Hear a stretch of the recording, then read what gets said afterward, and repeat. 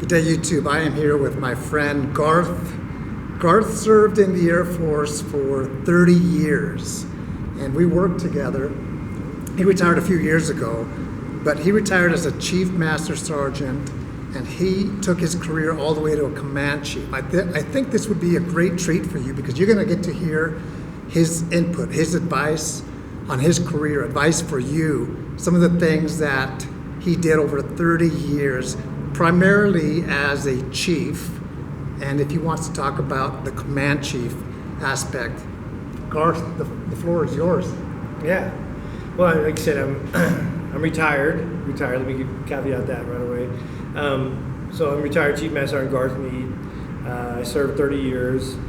I'm originally from a small place in St. Mary's County in southern Maryland. I grew up working on tobacco farms, and joined the military in 1985.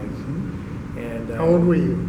I was right out of high school, and I graduated high school, and where I grew up at, you either were a fisherman, a farmer, or worked at the Navy base, or hung out at the bars a lot, and I didn't want to do any of that, so, I went off and joined the Air Force. So, as you progress through the ranks, we're not at Chief yet, but what are some of the things that you look back on your career and say, I liked how I did this, I wish I would have maybe done this a little bit differently? I was basically the epitome of what a Forrest Gump in the military would be like. I was very green. I knew nothing about it. I could talk to you all day about how to cut and hang tobacco and harvest tobacco and all that stuff, but I knew nothing about the military. So I learned everything. To me, the military was an adventure, and I enjoyed it. I loved it. From first time I flew on a military plane, I'm going to like Central America, and then I deployed, 7, 8, 9 times, 9 total, to the Middle East, Southwest Asia area through the years. Everything was an adventure, so I soaked in everything as much as I could. I think I was able to be successful in going all the way to the top 1% in the Air Force, including serving as a command chief for a couple of tours, because I never took anything for granted, and I was always a student of something. I always wanted to learn. I couldn't get enough. I was always hungry to learn, and I was told never volunteer. Maybe I was just silly or something, because I kept raising my hand and I volunteered for everything. Sometimes it wasn't so nice, like being a security forces augmentee at below zero temperatures, watching a barbed wire fence in a B-52 base in northern Michigan in the Upper Peninsula. Yeah, that wasn't very fun, but I sure learned a lot. At least learned a lot about myself and what I can tolerate, and to also to enjoy the good things of life. Don't always engross yourself in what you don't have. I always looked at as a blessing in what we do have, and how blessed we are to be able to food on the table, roof over the heads. I'm traveling. I'm seeing countries I never in my life thought I would ever see. I lived 8 years in Italy. So going back to your question, what, as far as the part, what could I have? I think it's really just comes down to, I think I was very optimistic and very positive about trying to soak up any experience I could get. Is that the reason why you kept on re-enlisting over and over and over, because of the opportunities? Well, I think that was part of it, because everything I was doing was an adventure. And while I might have been miserable at a certain place, a certain location, I didn't dwell in my misery, including my wife. We didn't dwell in our misery. We always tried to make the best of it, and then always look forward to the next adventure. And even today, after I'm retired, I'm still wanting those adventures. That's why we're RVing and going out and doing different things and traveling and seeing different things, because I think that's what life's about. Life's about the experience. It's about the journey. And in the military, I was very fortunate to be exposed to so many awesome people from all over the country, from all walks of faith and from different locations. It was just amazing. I just really enjoyed the journey. So once you made chief, you made it to the top. Like you said, Garth talked about making it to the 1%, Yeah. right? Yeah, Explain what that means. Well, I tell you, nobody was more shocked than me, okay? So in wait a minute, where we were at? In 2008, I was stationed in England, and I had just come off a good deployment. I made first sergeant of the year. I was a first sergeant for like 10 years, a little over 10 years. And all the stars seemed to align. And I've never in my life been accused of being academically strong. So I really, if I was going to succeed, I had to really buckle down and study. You know, it's like anything, whether it be dieting, financial savings, anything. You're only going to get out of it what you invest in, right? Well, I had to invest a lot into studying. And I told my wife, I sat down with her and my kids, I said, hey, this is a one good shot at making chief. I want to swing for the fence. If I make it, I make it. If not, I'll ride out the rest of the tour in the Air Force and retire as a senior master sergeant. I'll be happy. I'll be very fortunate, very blessed. Well, they all supported me, and what that equates to is out of all the military, of all the enlisted Air Force, only 1% can rise to the position of E9. And I never thought in a million years I would ever achieve that. And the day the chief came out, I pretty much almost fainted when I found out I made it. In fact, I was the only first sergeant in all of the European theater to make first sergeant that year. Nice. And then, to make chief that year. and then he takes it further where he maximizes his time up to 30 years in the Air Force, all active duty. But you were selected for command chief. How was life as a command chief? And what was your job for the airmen that you worked along with as a command chief? Yeah. So command chief is, so every base, every Air Force base has a wing commander. And a wing commander has multiple groups typically. I mean, it all depends on the type of base you're at, but you have, and each group, will tend to have 1,500 to 3,000 people, whatever, per group. And the wing is typically not 3,500 to about 9,000 people in the wing. And you have one wing commander, and he has multiple advisors. He or she has multiple advisors.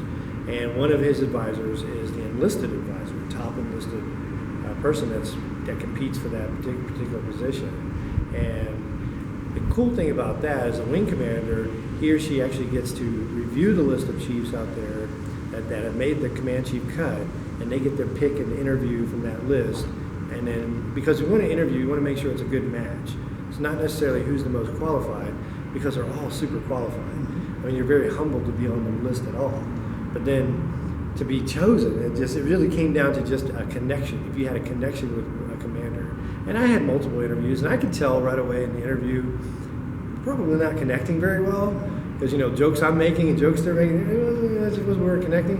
But then right away, when you talk to that one person, and that one commander called me, actually there's a couple, but one in particular who hired me for the first time. He was just amazing, and I was hoping and praying that he would hire me. Even though initially I didn't really want to be a command chief, I wasn't one of these people that was my end game goal. But once I talked to this colonel, and he motivated me, I think, man, I would love to be on his team and help lead the wing. So then you become the enlisted advisor for the wing commander for the entire base populace, you represent at the table when they're making all those decisions. You represent the enlisted force. You are their voice. Mm-hmm. That's an amazing, incredible responsibility that no one should take lightly. And it's not about you. And that's one thing I had to remind some of my fellow chiefs and stuff sometimes. It's not about us, man. It's about them. At the end of the day, whatever problem's on the table, the question that needs to be answered, how does it affect our air? Would you see people feel comfortable or confident in approaching you as the command chief? It's many, but many just because you're wearing the star or the diamond, people are going to be intimidated by rank, but once they get to know you, they're like, he's not such a bad person. Mm-hmm. He's actually a real guy, And I think it's important. And I had the opportunity, unlike some of my fellow command chiefs, to work on my approachability, if you will. My approachability I worked on as a first sergeant for over 10 years, almost 11 years. Because it's important that they feel that they have the freedom to walk up and talk to you and I'm not going to bite your head off. I'm not going to be these old crusty guys. And I'm basically working for them. I believe firmly in servant leadership, and I think that's probably another thing that carried me along the way. If you take the typical, organizational chart, there's always a pyramid, with the commander on top. I believe in servant leadership, so as closer you get to the top, you basically flip that pyramid over, and now you are working for them. Okay. And that's how I look at it. Good. And I like what Garth said. So definitely, one of the things that I would also advise is just everybody's human in the Air Force, and they're approachable, or they should be approachable. If they're not, they should be. Last question, Garth, is you talked about a word, investing. What advice do you have for anyone watching where they can invest in themselves and their career in the Air Force? Yeah, so I remember the day that I was standing there and I was pinning on Chief, which was an RAF crowd in England. I'll never forget it. And I remember one of the airmen in the crowd asking me publicly, put me on the spot a little bit, and I love it. I love A1Cs. And he said, Chief, Sergeant Meade, how did you make Chief? What does it take to make Chief? And I said, I really don't know if there's any one single answer. But I do believe, and it's about an attitude that you can carry with you in life. It's an attitude of that life is big, life is a challenge, and take it head on. Don't worry about things. Just worry about you and what you can do to better yourself in order to take care of others. So, what carried me along the way? Always be humble. Never take things for granted. There's a term that I hear a lot that's bloom in place. Don't worry about the next job. Do your best at where you're at. And you know what? Have faith that people are going to recognize that and help further your career along. And I always had the attitude that nobody owes me anything. Like I grew up on the farm. We weren't very rich. But I figured if I was going to do anything in the military, do anything anywhere in life, I was going to have to go for it and grab it myself. I was going to have to make it happen, And that compounded with being, like I said earlier, being a student of something, always being a student of something, always doing something. It's like the metaphor of, if you're a piece of fruit and you're a fruit on the tree, it's as long as it's still growing, it's doing well. But the moment it stops growing, guess what it does? It starts to rot and falls to the ground. So always be growing. Always be growing in something. The last piece of advice: treat everyone. We have in the Air Force, we have core values: integrity first, service before self, and excellence in all you do.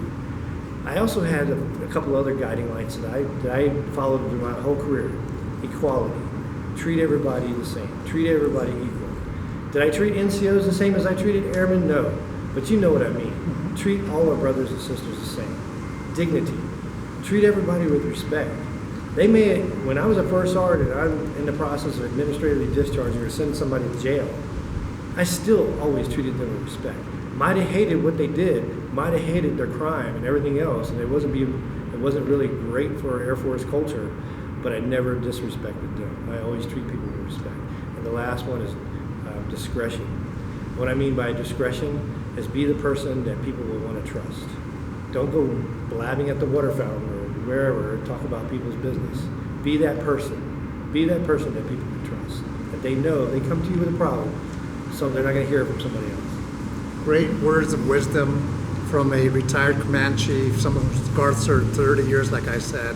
Thank you, Garth, for sharing that. Yeah, it's been a pleasure. Find a mentor wherever you are, regardless if your career is 4 years or 20 plus years or 30 years. Find that mentor and at the same time mentor others. Hope you've enjoyed it. Take care.